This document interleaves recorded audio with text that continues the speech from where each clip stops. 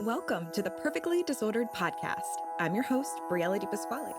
This is a place where heroes' journeys are told, where stories of hope are shared in a time when it's needed most.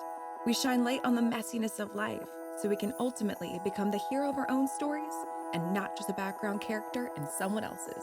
Enjoy the show.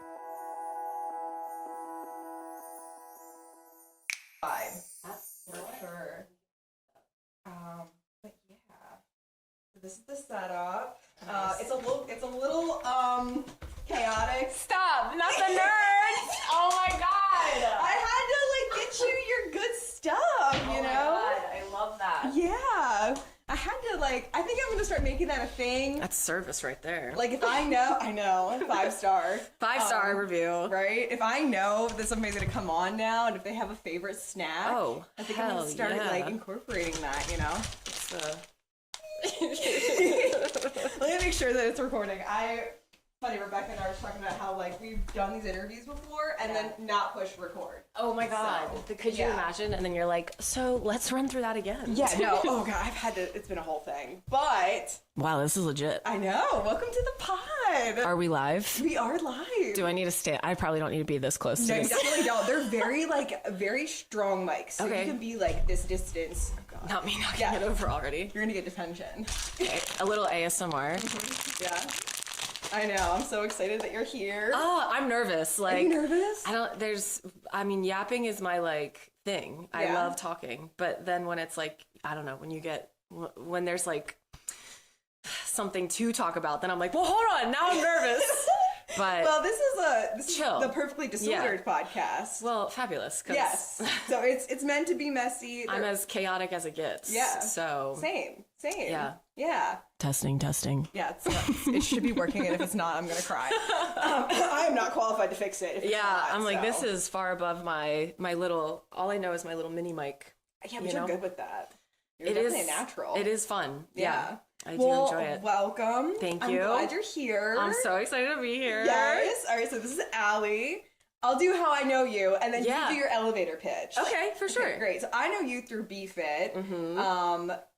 I literally just saw you swinging bells with the group, and I was like, "There's a girl there now. That's exciting." There's girls. Yes. Yeah. And then you got really close with Lorenzo, and you guys are two peas in a pod. Yeah. So and so watching you guys get close and playing and kicking ass and swinging bells is how I know you. Hell yeah. But what's your pitch? Give me your. Oh, well, let's see. I am born and raised from Ellicott City, Maryland, but have been living in Baltimore now for 8+ years. Oh, wow. And yeah, I've been in personal training for over 10 years now. And I'm just a simple gal who likes to be silly and not take life too seriously and have dog fun. mom. Oh yes, my fur babies, Luna and Rue. Mm-hmm. They're my everything. And yeah, kettlebells are not the only way to train, but my favorite way to train. And it's such a cool community that lies within kettlebells and just coaching in general. So yeah, that's kind of my spiel. I love that. Yeah. Well, cool. So today, wanted to talk about a story, right? So, yes. I wanted you to kind of just talk. I mean, I know you want to talk about your dad today. Yeah. And so I want you to kind of take us back in time. Oh yeah. And if you want to share the journey of losing your dad and all of that, so kind of just start at the beginning. Yeah. So I was 6 years old when he died, and it was the most what a gut-wrenching thing to happen to. We were a normal family, everything, I have my older sister, younger brother, and my mom, and my dad was healthy and good, and in 3 months he got sick and then was gone. I'm so sorry. And it's now it's been over 25 years that he's been gone, and it's just weird that that's just normal, that the normal thing is he's just not here. Yeah. And but yeah, now that I'm at a point where I see I have friends that have kids, and friends that have kids that were my age when it happened to me, and I see it now at this point, and I'm like, whoa, that's the shit I went through. Like, it's just, it's the journey, and I think it's forever. I think it will be with me for, like, if I ever have kids, that's probably gonna be such a weird thing, but also like probably healing too. But yeah, like, he had this rare heart disease. It wasn't like a heart attack or anything. I still don't really know the exact gist of it, but he needed a heart transplant. It was such a rare case that they didn't know what it was or how to treat it. So he didn't have much time to figure out what needed to be done. And when I think they were kind of getting close, it was like too late. So yeah, I think shocking. Yeah. And then, like, another way to put it into a perspective, it's like my mom was 37 when she had 3 kids to take care of on her own after losing her husband, who was like the love of her life. And she still talks about him, which is great, because I think that's a way it has built, like, him to still stay present in our lives. But like, I'm 32. That's not that far away from where I'm at. And then you just, it's again, you put it into that perspective of like, what if it was something that I went through? And even though I still went through it in a different way, but as an adult, you just see it from different angles, and it's like, oh my God, it's just traumatic. But he was like the best dad ever. I was 6 years old, but I feel like I remember a lot, and I'm really grateful for that. And yeah, just like, you don't know, you are still so young and so developing as a 6-year-old, like, to then just like have one day. I remember like how it happened. Like, so it was like January when it first all started, like when he was in the hospital, and then he would be home for a little bit, and then he'd be back into the hospital, and then he'd come home for a bit, and he'd go back to another hospital. Like, it was, and then it was March 14th when he passed. And I remember it was like, because my dad was very religious, like we were Catholic Christian, however. I'm not super religious these days now, but you know, I respect everything, and like, I'm sure if he was here, who knows? You can't really play that game of like, because you don't know, like, that's not the way it was supposed to happen. That was how it was supposed to happen. But anyways, like, we had a priest over, people from the church. Wow. And I remember, like, I don't know if I was supposed to even be listening in on this conversation. So I was like, I remember sitting on the stairs, like on the landing, and like listening to them talking in the living room. And they said, Mike is resting with the angels now. And like, even just still saying that will like get me choked up, because so as a 6-year-old, I was like, okay, I know, it's like, so I remember being like, oh, okay, that's no worries. Like, he's just like, I was like, there was a part of me that was like, it's not over, he's not gone. But then there was, at the same time, I had that, like, I remember the drop in my stomach of being like, oh, I think he's like done. Like, I think he's not coming back. Oh my God. Because, like, you don't say, like, he's dead, and, like, you know. I hope you don't say that to a 6-year-old. Yeah, and, like, again, I don't even know if I was supposed to, like, hear that or know yet. Yeah. But I was a nosy little thing, you know, and I was like, well, what's going on? Yeah. Where's my dad? And, yeah, I remember it feeling serious and feeling like I shouldn't have been there. But I was like, I want to know what's going on. And, I, like, can remember that to a T.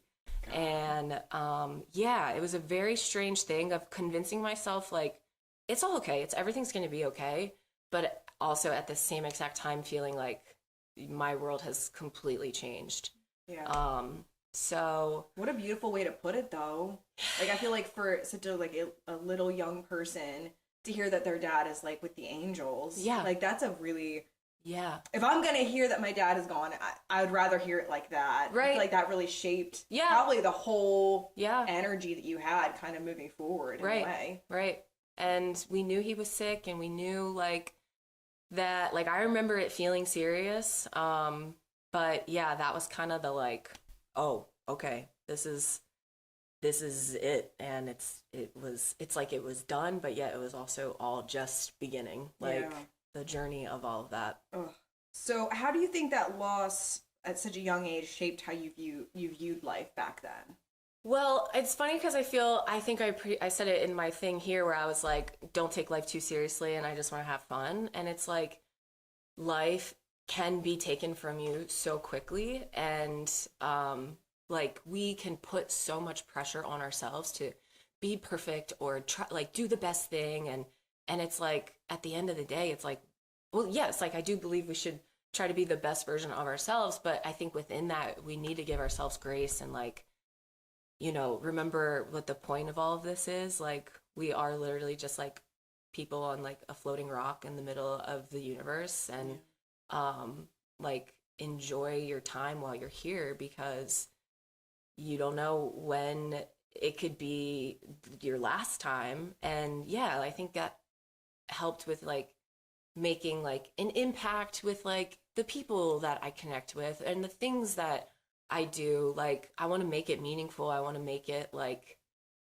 good, because it's like, this is like our time to be here. And I think like my dad was 40. Wow, like that, so young. That is not old. Like, again, I know 40-year-olds, and I know I do this all the time where I'm like 40-year-olds. Yeah, they're people too. I'm like, you're fully like in your youth. Young. Yeah. Mm-hmm. And that's another thing too, is where I like feel like I hold on to my youth, because I just feel like, I don't know, the getting old and like feeling like you're losing your independence, or like not being able to like be your most youthful self or your most like capable self. Like, those are things that I feel like are really important for me to hold on to. Yeah, and I feel like those have been the biggest like influences of like how I view life. And just like, it's it's kind of just like, it's our journey, obviously, and we hear that all the time, and it can sound and feel really cliche, but it's like, I don't know, I think for whatever reason, this was my story, that the universe was like, we're gonna have this happen to you, and like, there's nothing you can do about it except like work with it, and like, how can you make the best of it? And yeah, so like, what were some of the hardest or most confusing parts about working through grief as a child? Oh my God, I remember being at the funeral in the church, at the grave, at the cemetery, like all those places. And I remember being like, you can't cry. Don't cry. Don't act like you're sad, because people will then feel, yeah, right? I've been like a fucking people pleaser. Oh my God, what? The beginning. Don't be sad at my dad's funeral? What? Did anyone tell you to do that? Or you just like internalized This was like that? like, no one was like, be on your best behavior. Like, no, my mom who the hell knows what she was going through and feeling. Like, she did not give us any kind of direction or behavior to have. This was like my brain just being like, like, you're fine. Like, act like you're fine. Maybe I didn't want the pity, or maybe I didn't want people to, because I remember teachers in school, or like my dad's like friends, or like my uncles. Like, he has 3 brothers that are still here, and like, and even people on my mom's side of the family, like, you could see the hurt that they had in their eyes, just like looking at me. And I was like, yeah, like burden to bear. Right. And I was like, I'm not trying to make you feel bad. I don't want to feel bad. Let's just like, not feel bad. Right. So I was like, don't cry. And I remember like, it was like I can still remember the lowering the casket down into the dirt of the cemetery, and like that, like, it was like, that's when I finally like had to like just let it go. But even then I was like, like covering up my tears and just like trying to just keep it together, because I was like, don't cry, don't be sad. Wow. So like, that is something that I think about a lot, where I was like, oh, you've been trying to like, what do they say about people pleasing, how it's like you're just trying to not make them feel a certain way, so like it's a sense of control. Yeah. Like, I've been doing that without even realizing it from freaking 6 years old. Wow. So that was really hard. I also, when people would be like, I'm so sorry for your loss, I understood that was just them giving like they're giving their condolences, and that's like a generous thing to do and mannerly or whatever. But I also was like, what the hell do I say back to that? Right. I'm sorry. It's okay. It's not okay. Right. And then Thanks. like thank you. And teachers would tell me that in school all the time, and like I just never knew what to say back to that. And there was a lot of things that I was just like, what? Like, how do I navigate this? And like those were the first ones to come to the top of my head. But like I feel like it sounds like there was a lot of like obviously people pleasing again and again and again, so, right? And kind of like hiding of emotions. And mostly, I mean, it sounds like you couldn't even process what happened. You're literally a child. So you're like, okay, well, I can't process this, and I can't hold this, so this person probably can't either. So let's just not. And let's just pretend. And I don't think I was ever in denial. Like, I knew he was gone. I knew that, I knew he was sick, and I understood death to the best that you can as a 6-year-old, but there's still so much, like, I don't know if therapy was like as good as it is now, like in the year 2000. Probably not. Like I did not really go to therapy. We did the like guidance counselor thing. They would pull me out of class, but again, then that would make me feel even weird. Yeah, I'm like, I gotta go. Weird. And all I did was freaking jump on her little mini trampoline, and she would be like, I remember the one question she asked, like, do you feel like this was your fault? And I was like him dying. And I was like, no. I understood it, but there was not a lot of like, how do you process these emotions and be okay with feeling certain ways, and like just digging into like the nasty, gnarly, gut-wrenching emotions that come along with like losing your parent as a child. And I was like a little daddy's girl. Like, I love my mom, but like, of course, I don't even like saying I love my mom, but sorry, mom. No. Like, if I woke up in the middle of the night and I had like a scary dream, I would go to his side of the bed. If I was at like a family gathering, like I would like be by his side. Like, I remember always flocking towards him. And so then it's like when they're just gone, and then like, like it's just like, it sucks. It really sucks. So yeah, when people would be like, I'm so sorry, I didn't feel like I could be like, you can't answer that back. How deep do you want me to respond back to you? What's a socially acceptable amount to be sad with you right now? Yeah, like, are you willing to feel really sad and like maybe potentially cry? Because like I could dump, but like that wasn't a thing, and at such a young age, like, you don't know what is right or how to do it. And I think I felt like I needed to like just keep it all together, and so I kept a lot of stuff in and down, buried that shit. That was my next question, was going to be like, when or did you start to feel the repercussions of like the stuffing and the hiding and all of that? Is there a time when that really took like a turn for you? I remember being like, so I was in first grade when it happened. I remember like the later years in elementary school when things started to feel like just more intense, and like I did a lot of like my like going, when I would like be in my room by myself, and like that's when I would cry, and like that's when I would let shit out, and like the crying yourself to sleep kind of thing, and just like, like feeling so almost helpless. Yeah, I know. So and like I cry talking about this just because it was so emotional, and you then all I want to do is like give my younger self like a giant hug, because I'm like, you did that shit, like we did that. But at the time it was so hard.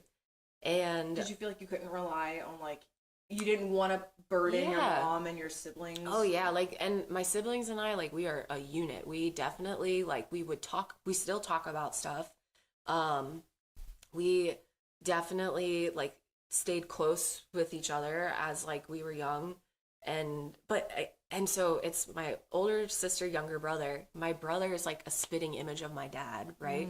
And like that was another thing too that maybe I didn't personally go through, but I saw through association. Like my grandparents, so like my dad's parents, they could, like my grandma could not even look at him. And he would, when she would just be like, oh my God, you're your father. And then here's my brother who was 3 years old when it happened. That's even like, what do you remember at that age? And he's just like, so then he would feel uncomfortable, not to a point where he was like, he didn't want to see them or anything, but it's just another added thing to the whole pile of what grief is. And then I would feel that.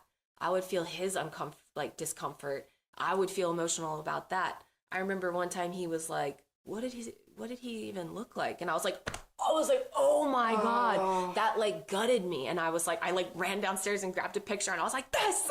Oh God, you're gonna be chills.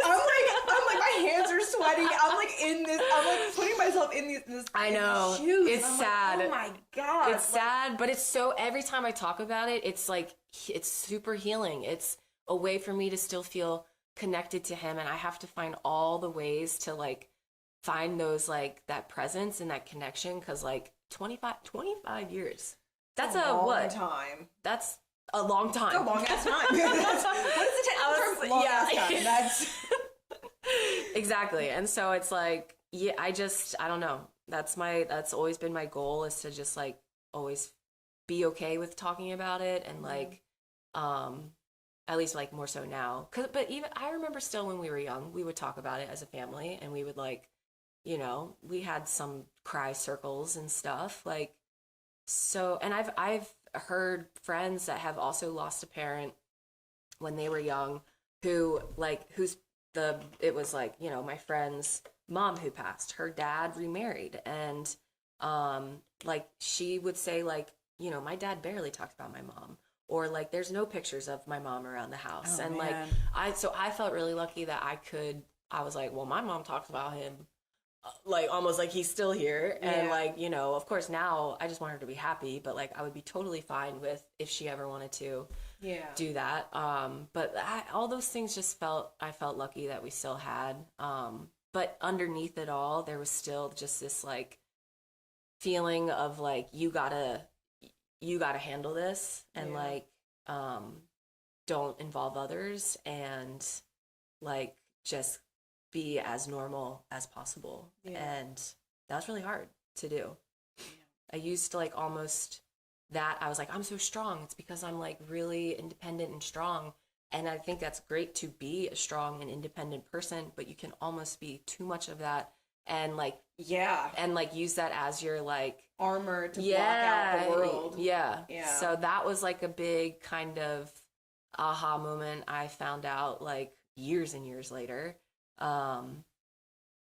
that it's good to be vulnerable. It's okay to be sad and like an emotional wreck, like you know, in the you right gotta setting. Be messy. That's the thing about grief. I think in my own experience is I also had a similar thing of like just clutching on to like control and hyper independence. And I didn't want to get messy. I didn't want people to see my pain. I didn't want to inconvenience anybody.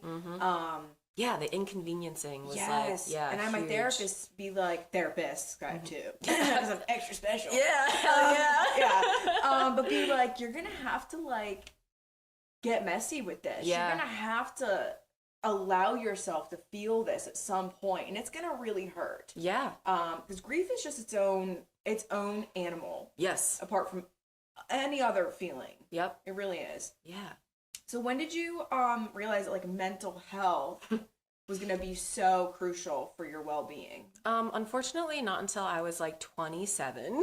Oh my gosh! Wow, you got away with it for a long time. There were so many times though, like middle school, not really. High school, not really. It was college, I would say, where I was like, I think I need help. But I was like, no. And again, like the stigma around mental health and therapy like was like hush hush, and like you were crazy if you needed to go to therapy. And like I was like, but look at all, you know, like I went to school, I graduated, I went to college, I'm doing well in college, I have friends, I have a social circle. Like there were all these things I was like, those are fine. Like I'm well adjusted. I was like, I'm just sad, and you know, like it is what it is. But and it was like maybe a year or so after college, I almost went through with therapy, because I remember I had a client who, she was a psychologist, and she gave me like business cards, referrals. She was like, all these people are great. And I was so close, and I chickened out. And I was like, because I was scared. Again, everything, I don't know, like you feel like reaching out for help like that, or needing, like accepting that you need help, just felt really like, but maybe I don't need it, and maybe I'm fine. Yeah. And like, maybe I don't need to go there. Yeah. I was like, I can manage this. And then it wasn't until the pandemic, where the world was shut down and everything was on fire, and we had no idea what was going to come with the world. And that's when I was like, I think this is the time.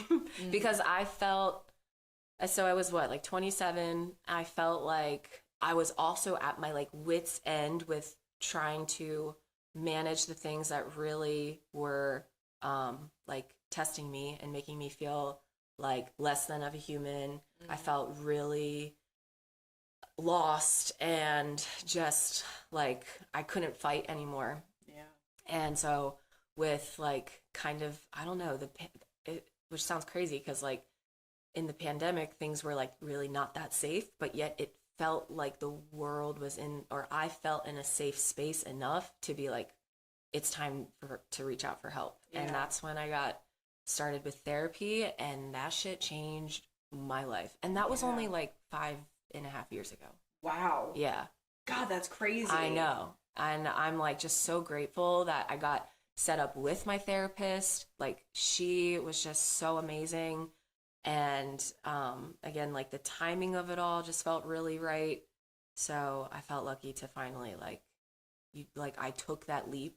And doing that, it's now like the more times you put yourself in that situation of like doing something that you're terrified in, or not sure if this is what you need to do, or if this is going to be the best like turnout, the more you're scared doing those things, like the more times those opportunities come and face you, it's not as scary.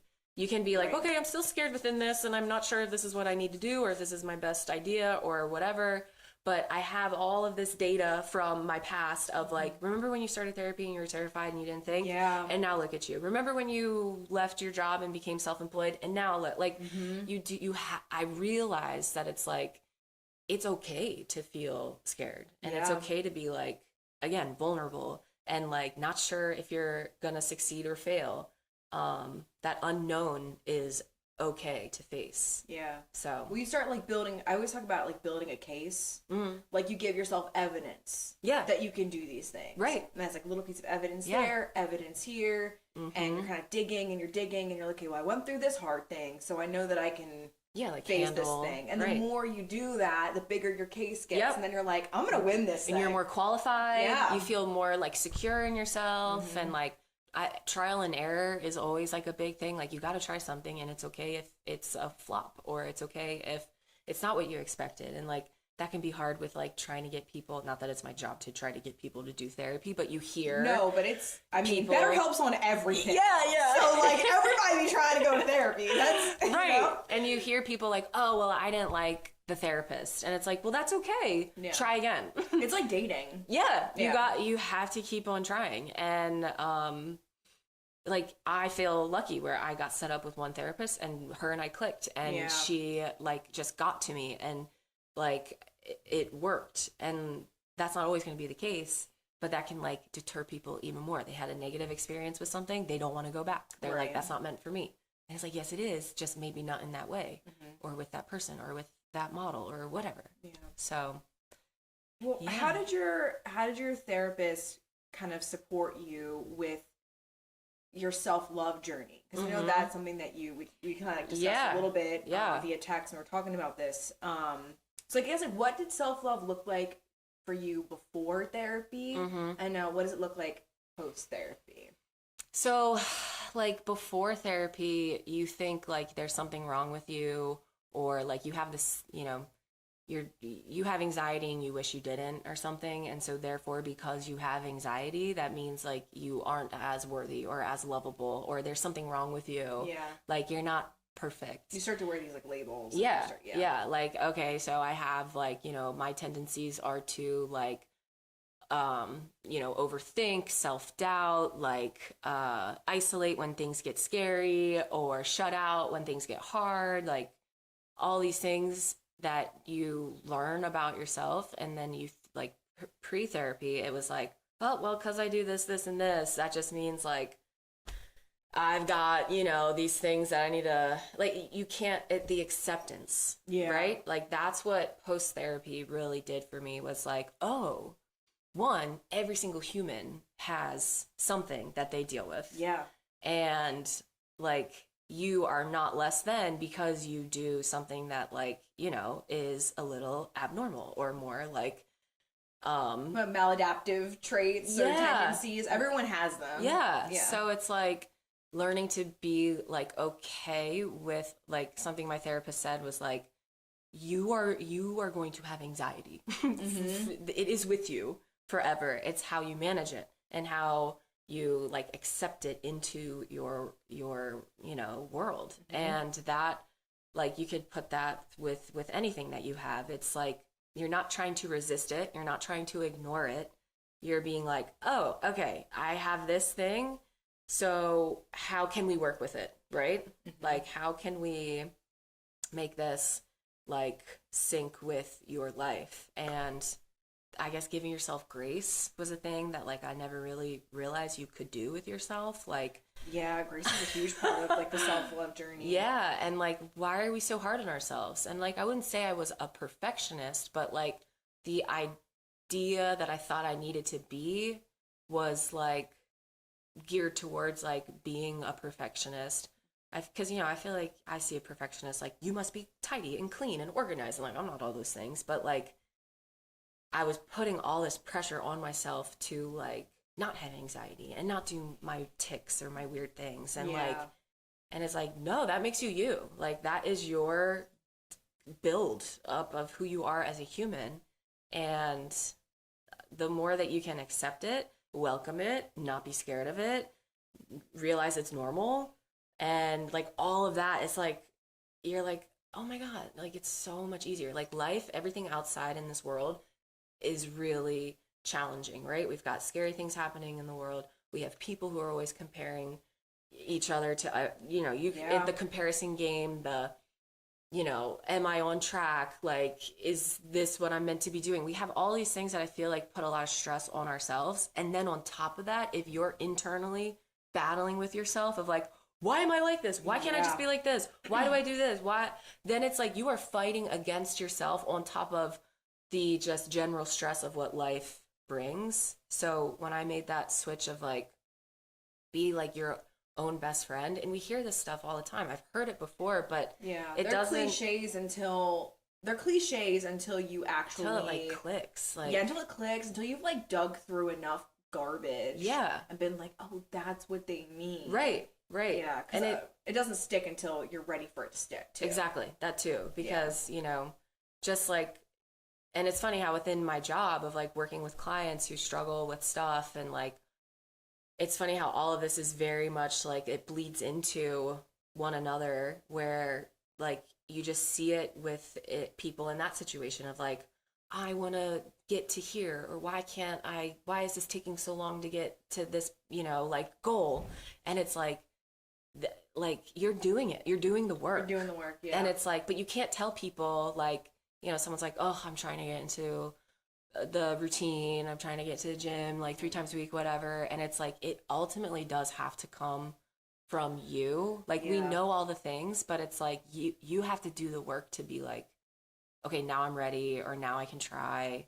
Like, cause that we all hear the motivational stuff and the cliche stuff, but until you can like relate to it or overcome it or feel like whatever that light bulb moment is, that's when we like close the gap of like, oh, like I do accept myself this way, or like I can be my own cheerleader, best friend, like not tear myself down. And I don't know, when I started doing that, I was like, you're like, I'm feeling good, like skipping around through life, like frolicking through flowers, and like you know, it's really freeing to be like, I'm a weirdo and I've got all these things, but like, whatever, it's who I am. And I think, it also comes along with like, you have to just, be okay with that, with yourself. Cause then the more that like you're okay with yourself, then it's a lot easier to shut out whatever someone else you might think is thinking about you, or, you know, like those who mind don't matter and those who matter don't mind like what you do. I've never heard that before. I like that. Yeah. Like be who you are, and the ones that matter won't care. They'll stick around. Yeah. And if there are people who do have something to say about it or are judging you, then they don't matter. Like they're just, you know, dust them off. They're extras in your story. Like, we don't need you. You're not main character energy. Do you have any big, I guess, guides or mentors or people who like walked beside you, either when you were a child to help you with this, or like during therapy, like was your therapist that person for you? Or? Yeah, she was a big guider. Cause like she would always be like, it's still you doing the work. Like it's not me. Like don't put this on me. It's you. But like she opened my eyes like to all this stuff, and like. So I've taken that to like my own clients when they're like, you know, you helped, like you did that. I'm like, I just like heard your story, saw where you wanted to go. We put together a plan, and you're the one working it. Like, I always like to put that back on the individual, because like at first maybe I didn't believe that it was me doing the work with therapy. Yes, I was the same way. But then like after a while you're like, wait a minute, that was me. Yeah. I did that. So it's like, and that feels good. That like builds more evidence that you are an empowering, confident, capable person. And like we need all the evidence that we can get on that, because again, the stress of life, it can be really, and then especially if you have anxiety, depression, it can be like a second of you. It doesn't take much to be like, oh shit, and you're like back into that little hole. So like the more that you can be like, yes, that was a win, doubt into that negative voice that's kind of going on. So I remember when I was in therapy and I had first started, right, and I was so desperate to feel better. I was so hungry. Shout out Linda, I love you so much, Linda. I wouldn't be here without Linda, I swear to God. But I remember like going in, I was so hungry. I just wanted to change so bad. And I remember she would give me homework, and I would do it every week, and I would do it like the most. Yeah. I would do the most. Yeah. And I kept just showing up and showing up and showing up and just doing whatever she told me, I would just do it. And I remember still feeling like I wasn't really doing enough, right? But then I would see some progress. And I'd be like, oh, God, Linda, like, thank you so much. Oh, man, I don't know what I'd do without you. Yeah. And she'd be like, you're going home and doing the homework. Right. I'm not doing this. It's you. And I remember I still sometimes will feel like, was that really me? Yeah. But no, I did it. I did the homework. I showed up, and like having somebody be like, you literally go home and do this on your own. Yeah. I'm not behind you being like, no, you know, that was you. And you cared enough to continue to do the work. Like, and I think like that's like work ethic, or just like being determined and dedicated. Like those things, we need those things to be like, okay, like I can do this with like anything in life, like tackling a goal at the gym, or getting better with yourself, and like, or just like starting a new business, or like trying to save money. Like it's no matter what, like that's what's cool about, I think, therapy is like, it can just translate to so many aspects in your life, not just like bettering yourself. It's bettering your relationships. It's bettering your professional life. It's bettering your social, your overall well-being. Like there are just, it just goes everywhere. And so she definitely was a big mentor. And then what's cool is when you feel like, because I haven't been in therapy for probably a year and a half now, which then you realize like, oh, I'm doing this still even without her, which is, again, like, kudos to her for like giving me all the resources and the things for me to be able to do this without her. And like, I definitely am like not being like, I never need to go to therapy again, but I just think where I'm at right now with life is like, I'm good managing.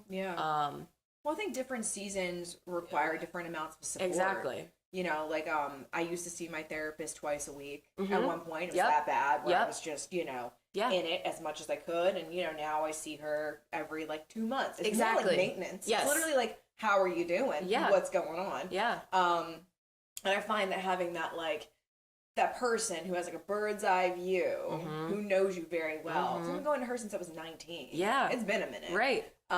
She knows all your secrets. She knows all the stuff, right? So she can call me out, too, you know, and that's important.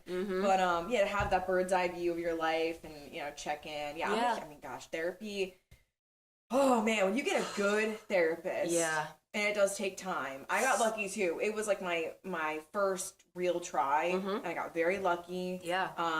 Changed my whole life. But, I think everybody should go to therapy. I do too. But at least for maintenance. For mental maintenance. And going to the doctor once a year. Exactly. You know? And you don't need to be going through something to need it. No. Like, you don't need to be going through a breakup or having a dad, like, grief, or you could just be a regular person. I mean, we're regular people too. But, like, you don't need anything crazy going on to benefit from it. Just giving some helpful insight into your life that, you know, could be, and it's humbling too, because you think you're so right.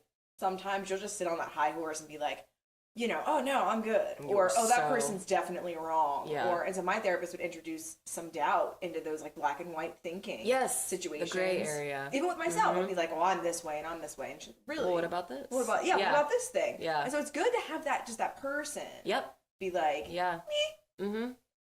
You sure? Right. Because maybe you're not right. Because no one else is checking you. No. Like, your close people in your life, like they're not. Like, most of the time, friends are like, yeah, you're right. Like, you know, which is good. We need friends that support us. But you also, I think, need that person to, like, make you think in a way that you normally wouldn't.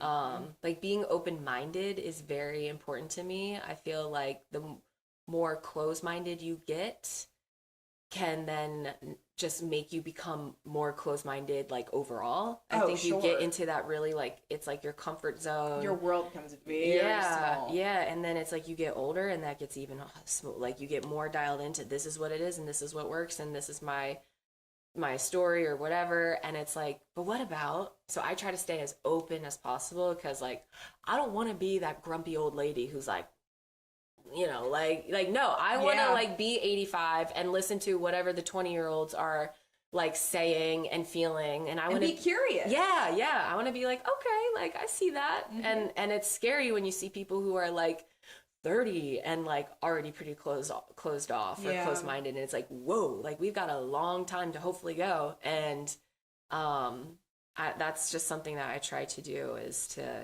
because I want to stay sharp. I don't want to be, you know.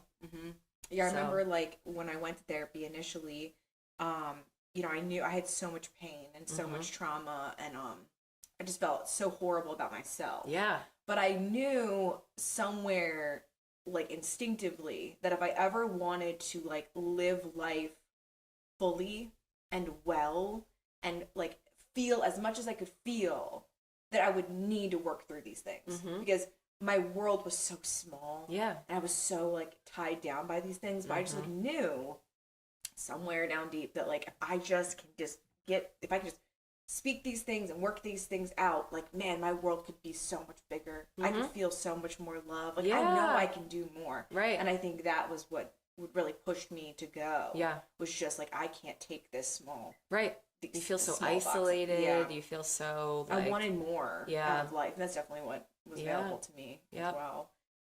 So when did fitness become a meaningful part of this whole journey? Because fitness, and Lorenzo and I were just talking about this, like, fitness is such a, like, intertwined part of this whole thing. It's another thing that I think can bleed into, like, all the aspects of your life, and it's such an easy way to practice discipline and, like, challenging yourself and getting better. So I was like, I don't know, I guess I was always a pretty active kid. And then in high school is when I started playing volleyball. And then I remember, like, in high school, I was like scrawny little, like, thing. And, you were scrawny? I was this little string bean. Yeah. I can't even imagine that. Oh my God. Like, I was like skin and bone. You're so meaty now. I know. Right. So like muscular meaty. Yeah, you know what I'm saying. Yeah, no, I know exactly what you mean. But yeah, I was this little string bean. I can't even, like. Yeah. And I wanted to I remember, like, I made the team and I was like, okay, I want to be good on this team and I want to play and I want to be like, I want to get better. And my thing was like, you have to get stronger. Cause I would see some of these girls who could freaking just like serve the ball no problem and hit it no problem. And I was like, I gotta like work on these guns. So I went to the YMCA. Literally, oh my God, I'll have to show you a picture. Like, yeah, I might like cut a clip of it in here. Oh my God, yeah, I'll dig for one. But yeah, so I started to go to the YMCA and I was also really bad at running. Like running, you had to do like a mile. You were bad at running? Yeah. Well, I still am bad at running. I still believe I'm bad at running, but okay. I'm always sure. Okay, yeah. I'm always I thought the same thing when I saw you run too. I was like, wow, she's so bad at running. So bad. So yeah, I wanted to get better because I felt not good at it. And so I would go to the Y and I would run on the treadmill and I would do the machines. And I was like, I kind of like this. Like, I kind of like the way this makes me feel. And it was like another added of what you're doing is helping you in this too, like with volleyball. Mm-hmm. And then going through college, I was definitely like, no, like I thought I wanted to be a nutritionist at first. Mm-hmm. I was like, I took some course at the community college. It was like maybe a nutrition 101 or something. Mm-hmm. And I was like, this is really interesting and it helps people. And like, I liked the healthy lifestyle thing. So I was like, maybe this is the way, you know, where I'll go for school. And I went to Salisbury. They didn't have that as a major. So I would just instead chose exercise science as the major. Cause I was like, that's pretty broad. I can find anything with that. And then within that, I was like, personal training was like a place that you could go with it. And I was like, maybe I'll be a personal trainer.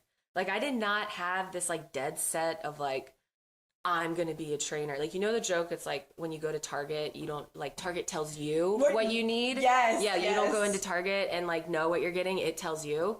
That was kind of like how I felt like training came to me. It was like, this is what you should do. I never had like a dream to be this badass coach that you are. Yeah. And so I was like, I started in college teaching spin classes. And then I also interned at like a small studio. And then between those two things, I was like, oh, I can do this. So, nice. and I think what I really liked about it is the like team, the community behind all of that, where I liked being with people and I liked working on something challenging together, and like you bond really well over that, and like it's way more fun to like work out with other people than just doing it yourself. So all of those things were just like really positive experiences that I was having in the fitness world. And yeah, so once I graduated, I started training. I just liked, I felt like I really liked helping people and making people believe that they were like capable. Yeah. And then like people looked to me for inspiration, and I was like, whoa. Like that would make me then try a little harder, or to be like, come on, you can do this, because like they're thinking about you when they're trying to do something. And so then I'm thinking about them to get inspo for me to try to do something. And then over the years, like just really seeing like my gym fam grow. Like last summer is when I started to get involved with Be Fit, and like I had my gym circle already on like this side of the pond, and now I was like getting involved with another. And then end of last year, like there was a run club that me and one of my coworkers like decided to make happen. And then I have that community, and you just have all these, it's their support systems, which is like so like valuable to me.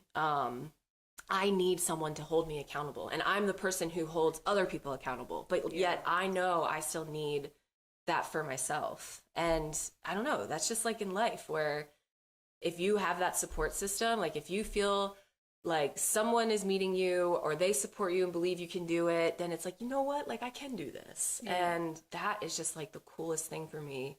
And then because you're around others, you're going to probably work a little harder and like try a little more, and then show up more consistently. Yeah. And so then you're just, I don't know, like showing up more than what you thought you could than if it was just you. And that then just, you know, bleeds into like if I'm around the house and I'm like, oh, I don't feel like doing these chores or cleaning up, and it's like, you know what, Like, you know, and you find a way to be like, feelings. You're like, just do it. Like Nike wasn't totally off. Like, just, you know, it's brilliant. Yeah. Just like do it. you literally, you can't think, you just have to do it. And, cause we can you give yourself a 2-minute timer to find all the excuses. You will talk yourself out of doing something so fast. Especially if you don't feel like doing it. And we don't feel like doing a lot of stuff. Yeah. Not just training related.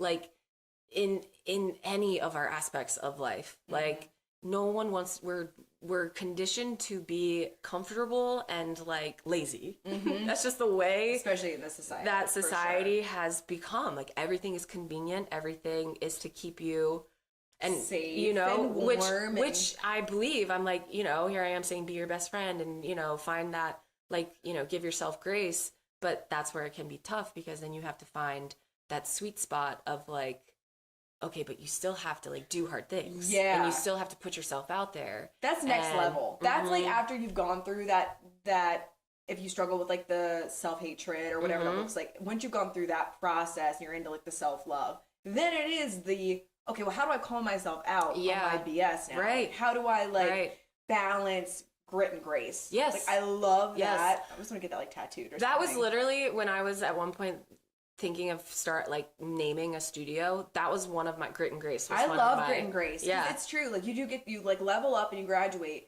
and then it's like, okay, I know how to push myself now. I know how to make myself do the things I don't want to do. I know how to do the hard workouts, go to therapy, have the conversations. All those icky things that make you feel. But now how do I do self-care? Like, how do I balance the grit and the grace? And that's an ongoing forever, I feel like, conversation. Yeah. And I think it will take like you'll be doing that your whole life. Like, I something I say is, I'm like, I want to sustainably over time continue to get better physically, emotionally, spiritually, but like there's no timeline. Like, that's my goal until I'm dead. Yes, same. Like, because I think we're gonna always have to be putting in the work and, like, you know, learning about yourself and like giving yourself the tough love, but also giving yourself the self-care and the grace. Like, I think that's forever. Like, leveling up sustainably is my goal. That's a good way to put it. Yeah, because I think this is something that I've really had to learn how to accept with Avalora now.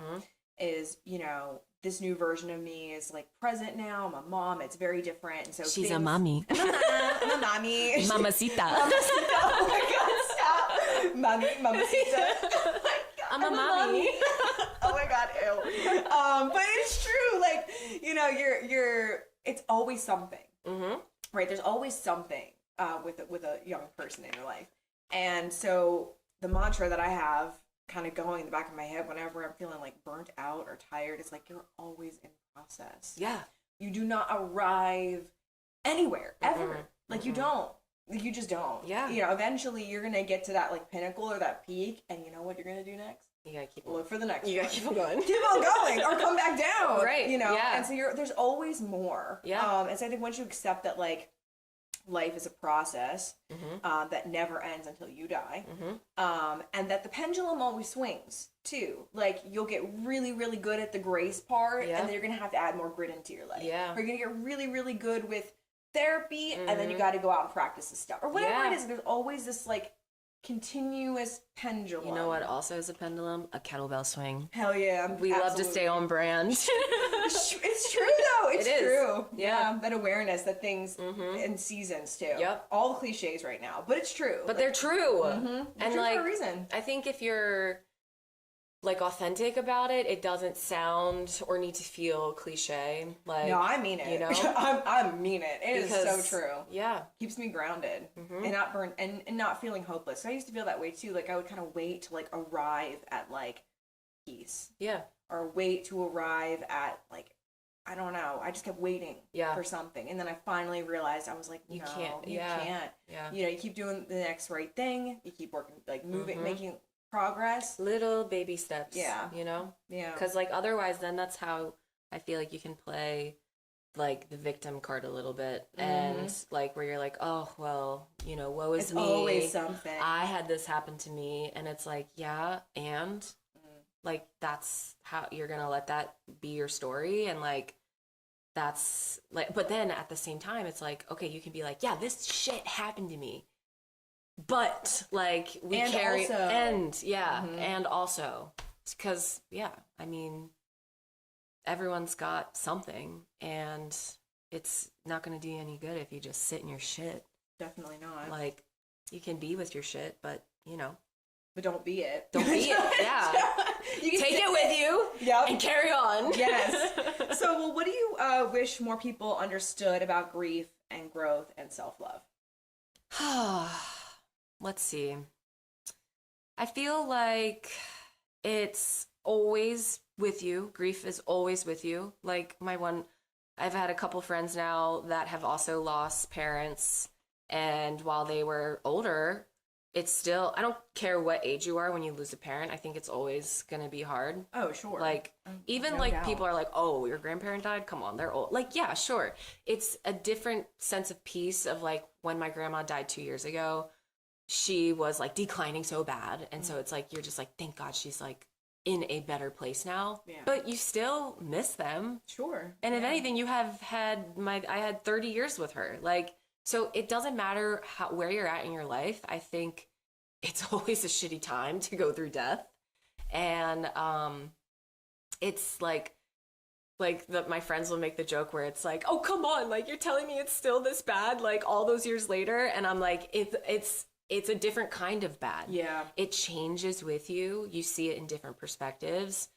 It's always with you. So again, feeding into that, giving yourself grace, and like knowing that it's a process. Like you're not going to be like, and now I'm no longer sad that my dad died. Like, no, if anything, now I'm kind of like that's another thing, your question about like, well, how do you live life differently since this? And it's like, my dad only had 40 years to do it. Like, I want to be like living my life for him. Like I'm like the closest version of him.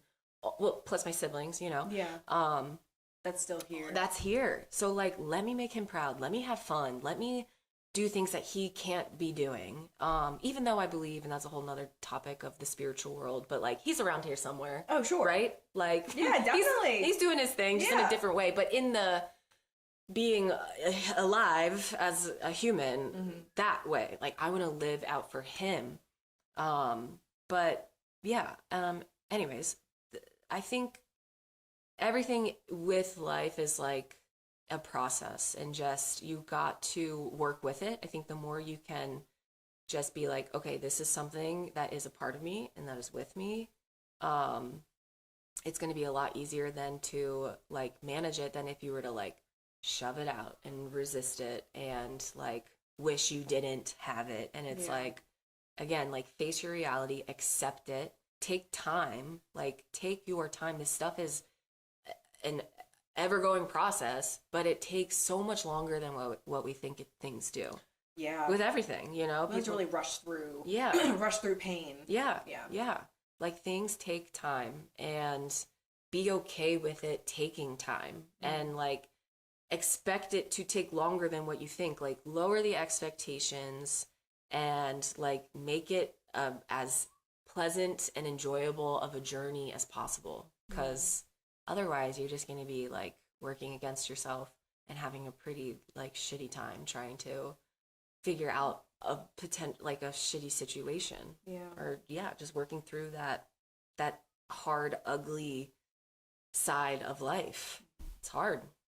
It is hard to sit. It's hard to learn how to sit with it. And that's, I think that's a big part of it. It's just being okay with acknowledging that this is going to be with you forever. Yeah. You're going to have to learn how to like sit with it, accept it. And that's going to take takes time. A long time.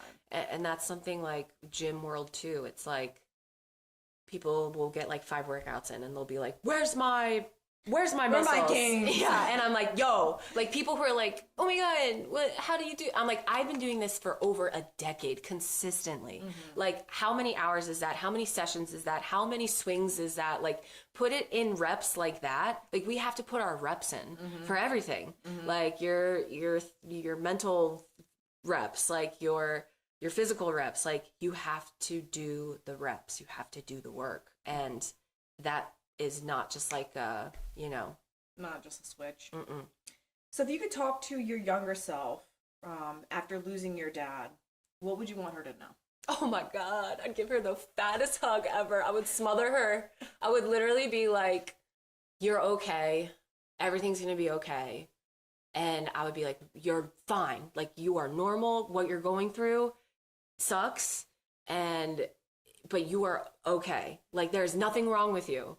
And I would be like, cry it out. Like, whatever you need to do, scream, cry, punch, like, feel your feelings. So like, just without judgment, like, feel and just be. And, maybe I would tell her, like, reach out for help, like, be vulnerable and be okay that you don't feel okay. Oh my God, I'd give her the biggest hug ever. And oh my God, there's this picture that, like, so my dad died in March of 2000. And so I don't know if you remember the whole, like, 1999 going to the new millennial, right? Like, it was a big deal going from 1999 to 2000. So we did like a time capsule in, I was in first grade. So we did, like, what do you think the world is going to be like? And what's your favorite TV show? What's your favorite? You filled out this whole thing. We put things in there. We got pictures taken. We put on that little, like, 2000, like, little crown thing. I was a little young for this, but I know what you're talking about. I've seen the lure. Right. I've seen the thing. Right. So we did a little time capsule. I still have that bucket, like that little time capsule thing. And for the longest time, when I would, like, go through, like, cleaning up or organizing, and then you always, like, got to take a second to reminisce and you go through your old stuff. And I would go through this thing and I would look at that picture of me, because the date on the back is like 2 weeks before. It was like February, whatever. So I remember, because you can see the date and then, like, where you were at that time. But, like, seeing that February 18th or something, like, I was like, that was like weeks before that my dad died. And, like, here I am, you look at that picture of yourself and you're like, oh my God, like, you were a child. And so for so long, I couldn't even look at that picture, because it made me hurt so bad, because I just hurt for her. Yeah. And then, I don't know when this was, like, within the year or two, I remember being like, okay, we gotta stop. I don't like looking back at my previous life, no matter what age. I don't like looking back and being like, feeling that hurt, or feeling like I can't enjoy that part or find a positive in that point of my life. So I was like, how are we gonna fix this or make this better? So I was like, you gotta start, like, looking at this picture. You have to start facing it. So I took it out of the time capsule, and it's still hanging up on my little, like, thing that I have in, like, one of my walls in the kitchen. And I can look at that now and feel, like, no pang, no pain. Aww. Like, I look at that and I'm just like, that's me, like, and, like, that was something I didn't realize that, like, really was hurting me, trying to just, like, look at a picture of myself, like, right around when all of this was happening with my dad. And so I try to be like, all I want to do with that younger version of myself is just, like, the most support I could ever give her, because she needed it. Yeah. That is part of healing too, is, like, you've come so far when you wish you would have been the adult that showed up for you. Yes. Because I definitely would have loved to have been in that position. Yeah. So it's good to know that you would do good. Yeah. In that, right. If you were put in that position again. Yeah. Okay, so, can you share a moment that was recent where you felt really proud of how far you've come? With, like, everything. Like, so earlier in July, the Sobo, the other gym that I'm at, we celebrated 4 years of opening, and that's cool. I don't know, 4 years, that's like a high school, right? Freshman, sophomore, junior, senior year. So I'm like, we graduated. Like this building was like, I remember when James, who worked with me as a trainer at Merritt, and then when COVID happened, he was like, I'm not going back. I'm going to start my own space. I want you to train with me. I was like, okay. I had no idea what I was doing, but I trusted him, and I knew I wanted to do something like that. So I went for it. And then it's like, you just think back to when something didn't even exist, and now we're like celebrating 4 years, and now next year we're moving to a bigger building, and like, oh, cool, one that he owns, like, and now Sobo has like such like a name, not like a big name, but it's like it's got its people, it's got members, it has a community. It's something that did not exist that now has like traditions and people who look forward to going, and like it's just like another place of home. And I think that's the coolest thing ever, when like once upon a time that didn't even exist. Once upon a time it was a text message. I'll never forget. It was like April of 2020 when James sent the text of like, I'm opening my own space and I want you to train with me. And now it's like, so I'm just so proud of that. Like being self-employed and like working for yourself. I'm like, how am I doing that? I don't know. It's a miracle. It's in 2025. I'm somehow still holding on. So I feel so grateful for that. And just my journey as a trainer, and like how I've grown into being like a leader, and like the knowledge of like just what I know, but also how much more I want to learn. And like, yes, I've been doing this for over 10 years, but also I'm like, I have so much to learn. Like I'm just getting started. So I'm just so proud of like that, like my role as a trainer, and like how I do my job.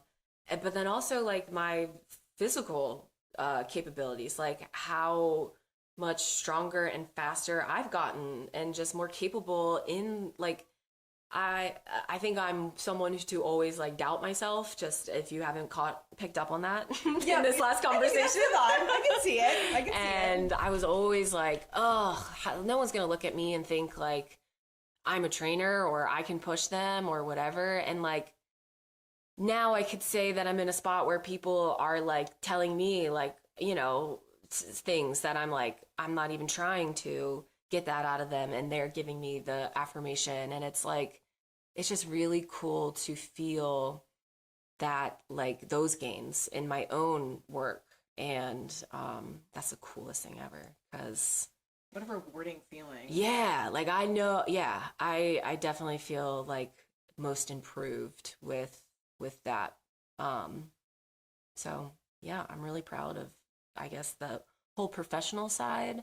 But of course also the mental side of where I've been, and how I can talk about things that once upon a time I could never share, and it would rip me up and start making me so emotional even just trying to talk about it. And now I can like do that. Like things like that are really, now you're here sharing for you know, on camera, right, and openly, and that's amazing. I'm sure there's a past version of you that would feel like this was insane.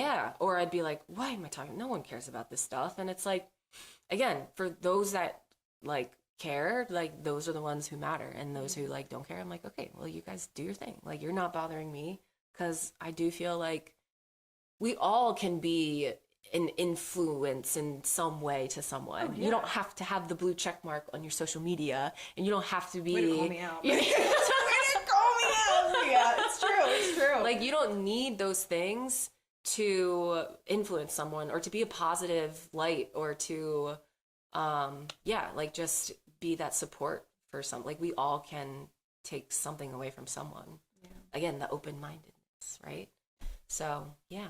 All right, I'm about to hit you with a good one. Is there a moment or a win that you wish you could have shared with your dad? Oh.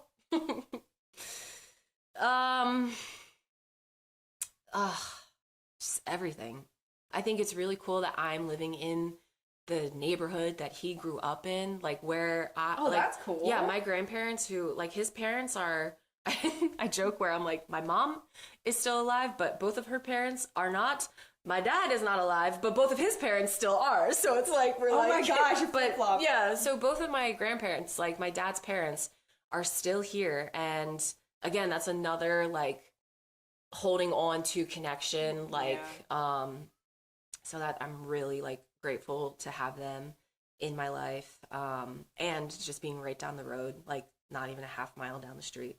That house is where my dad grew up. Like, oh my gosh. That is the streets of Locust Point, where we do our run club and where I swing bells and where I do my job. And, you know, like all of those, this neighborhood is like where he was born and grew up. And I'm like, and now I'm doing my thing there. And I just think that's so cool.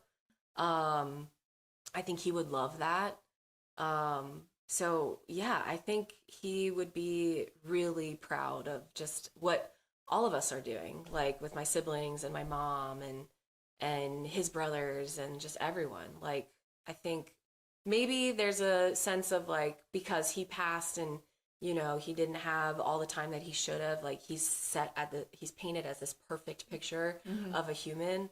I'm kind of a gift in a way. Yeah, I'm sure he was flawed. We all are. But like, I'm like, no, like that man was perfect. Yeah. So I'm like, he, I think, would just be proud of like everything. And yeah, it would be cool to have him around. But then I'm like, well, he is around. He is here. Yeah. It's just in a different way. And yeah, that's just another thing that I've had to train my brain to be like, you know, it's through you. Yeah. Okay, so for someone struggling with grief or self-acceptance, what's one piece of advice that you would give? Speak up. Use your voice and like go to someone that you can trust and like be like your vulnerable self with them, and like find a support system that you feel safe with and use them, because like silence is violence, and the more you keep in or the more you push away, it's again, you're not being strong, you're not being like independent. I mean, I say that because like, yes, we want to feel empowered and all of that, but relying on others is a huge tool that I've really benefited from. And like, if that's too scary yet, then like work up towards that. Like start writing down, journaling what you would say to someone. Read that out loud to yourself by like in an empty room, and just like practice like saying it before, because I get it. Like when you're not ready to share something, you're not ready. Right. Be okay that you're not ready, but also have a plan that you're like, my goal is to try to get this out to someone. Because like sometimes even just saying something out loud, I think to no one is very, very helpful. Sure. In the mirror. Yeah. Talking in the car. Yep. Yeah. Talk to yourself in the car. That was a very healing experience for me. Yeah. Spent a lot of time talking in the car. Scream at the top of your lungs. Get your rage and aggression out if you have it. Like, and again, fitness is a great way to do that. A very safe and positive way to do that. Yeah. Dance, listen to music. Love dance. Like all those things, and just ultimately come back to yourself and know that you are okay and you're gonna be okay. And even though things don't feel okay right now, you are still okay. Like it's okay to not be okay. Yeah. How many more times can I say okay? I mean, okay. I mean, yeah, that's... You know, like normalize it. Be like, it's okay. Everyone is fucked up. Yeah. And has their struggles and like, demons. Yeah. And you are exactly where you're supposed to be. And yeah, that's where It was so beautiful. Thank you for sharing like all of this with me. It's absolutely like, really beautiful, and I appreciate your vulnerability, and I hope somebody listens and can relate or support another young person who's going through something similar. Right. Right. I think these stories are so like crucial for people to hear, to have hope that there is like a light at the end of the tunnel. There is support to be had. There's a life to be lived. Yeah. So where can people find you? Drop your socials. What's going on? So I'm on Instagram at Ally Melnick. I do have a website, allymelnick.com. It's not as active as it once was. I used to send out newsletters and stuff. I think I'm trying to work into getting back to that, because it would be stuff just like this where I would talk about like anything vulnerable, definitely relating to the fitness side of things, but also life in general. But yeah, I try to post my fitness stuff on Instagram, but also you'll see my chaotic self being the silly goose that I am. Calendar flips and your poses and your dancing, and I love it. A mini mic opportunity. There's always something to yap about. All right. Well, okay, just for fun, what's one thing that's bringing you joy right now besides living the lizard life? Oh my God, which is coming to an end. I know. So unfortunately, I'm in a zip up. I mean, this is so sad. It's cold today. It was cold today, this morning. Oh my God. Yeah, you're like, give me my flannel. Love it. Yeah, lizard life, in case no one knows, is the lifestyle of usually from like May through August, where you're just, it's humid, it's hot, you're in the sun, you're baking, you're just soaking it in, sweating your balls off. It's I like feeling humid. I'm gonna die. Being tan is my favorite thing ever. Everything is just better with a tan. So that's lizard life. But other than that, something that's bringing me joy. Oh my God. Okay, so I run the Baltimore half marathon every year. This will be number 7 on this course. Ooh. And 10 years since the very first time I ever ran a half, which was with Baltimore. So that was 2015 when I first did that. And I'm really, really excited to see the time difference from year 1, from 2015 to now. And that's something that I'll say, age, people who are like, old. I'm like, oh God. I'm like, no, you're just starting. You're just going to keep getting older if that's your mindset, right? Like, and what, 10 years ago I was 22, and to see how much better I am now at 32, like, I'm sure you could kick her butt. Oh my God, she was a little wimp, a weakling. But again, you have to go through that to get to where you are now. Yeah. And then it's like, where are you going to be at when you're 42, right? Like, it's so exciting. You're just seasoning. Yeah. So that is like less than 2 months away. This year is really cool because of the milestones, but also I co-lead a run club. I'm involved with another run club. I have the most amount of friends in like doing this race, and like the community, again, another very common thing that I just love. The community this year with running is huge. And it's like, I've met new friends. I've pushed myself harder than I ever have before.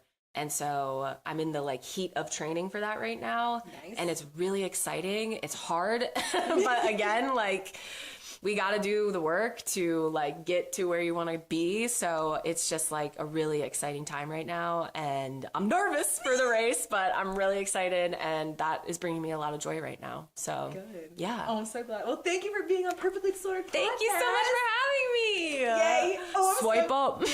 Swipe up. Like and subscribe. Yeah, that. Swipe up for my code. And that's all. I'm so glad you did this with me. Me too. Oh my gosh, thank you. You were such a great interviewer. Oh, thank you. So many great questions. Thank you. Oh my gosh. Oh, I'm so glad that you liked it. And I will be back anytime you need to.